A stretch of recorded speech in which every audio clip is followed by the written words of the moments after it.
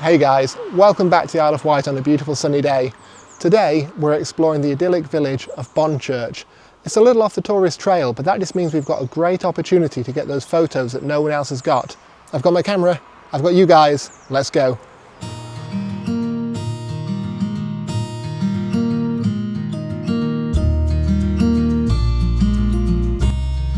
Bonchurch has an atmosphere unlike anywhere else on the island.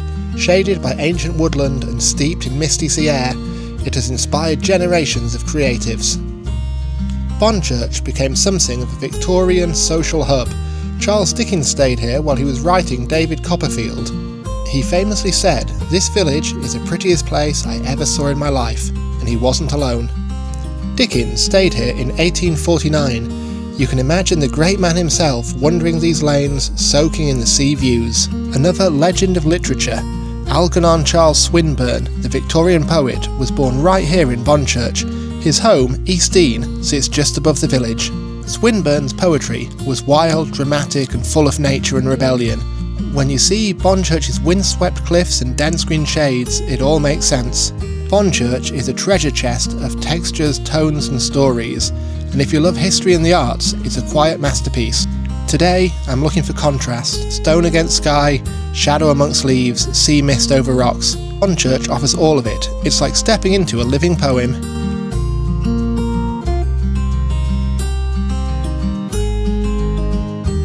I'm just heading down to St Boniface's church here. Now you can see behind me there's some amazing stone reliefs here, and that's really what we're going to be trying to focus on. We're in early spring, so a lot of plants have just come out and it really does add a different texture to the place.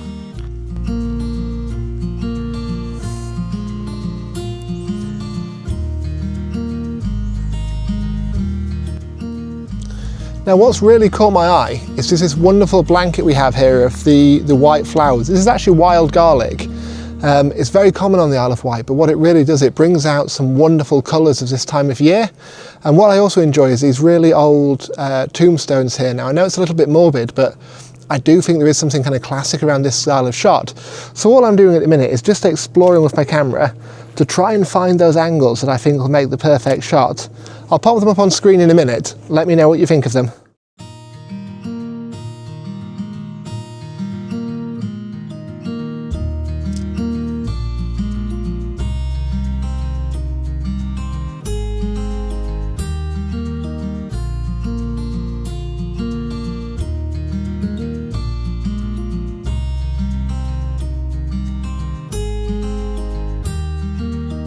One of the things that I've always admired about places like this is the absolutely stunning amount of detail that goes into carving these stone memorials.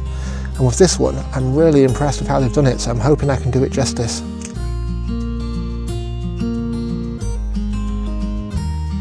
I'm heading inside the chapel now. I didn't record on the day because something was happening in the church and I didn't want to be disrespectful. As always, if you really want to explore a place, there's no better way than by drone. Let's get Bertie up in the sky.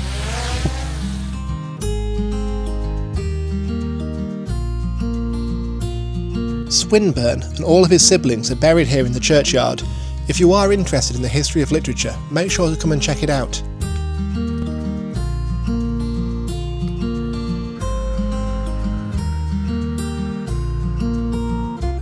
Next stop is the old church of St Boniface. This tiny stone chapel dates back to the 11th century. The light here, filtered through the trees first thing in the morning, is perfect for those soft, moody shots. And let's face it, you know it's old when it was rebuilt in 1070.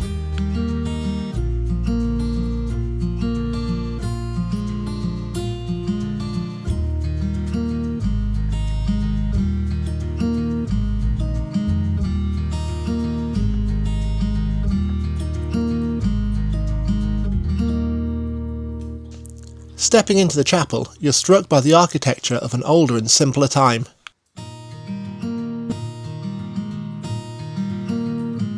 I'm going to line up a shot here of the old altar.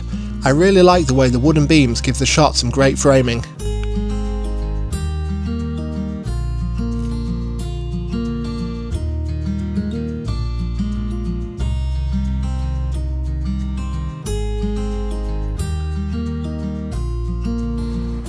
it's time to head down to the beach and check out those views. We're heading down to Monk's Bay. But of course, if you pass a stream like this, you just have to stop and grab a photo.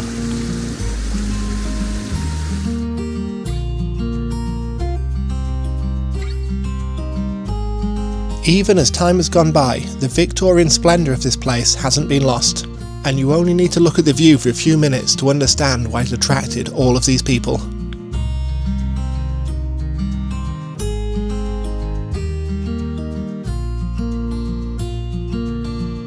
This section of the beach seems to have taken a bit of a beating from the high tide, but of course if you're at a beach and there's pebbles, you can always create your own shot. If you've enjoyed this journey through Bonchurch's poetic soul, don't forget to hit that like and subscribe button, it really helps the channel to grow. Now it's time to head back up to the main village. I've got one last location in mind and I really want to show you. Okay, so I might have lied. When I passed this flower covered in bees, I really thought it was worth stopping to try and get a shot of the action. If you've been following the channel, you know I'm a big fan of contrast. And here's a great example. The contrast of these flowers against the sky is something magical.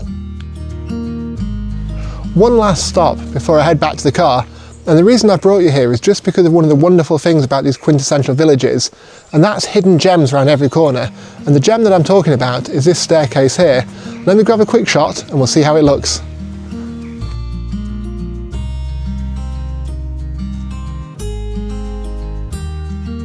Could this shot be more quintessentially English? There you go guys, that concludes my visit to Bonchurch today. I hope we've got some great shots. Remember, if you have seen something in the video that you've enjoyed today, don't forget to hit that like and subscribe button because it really helps the channel show.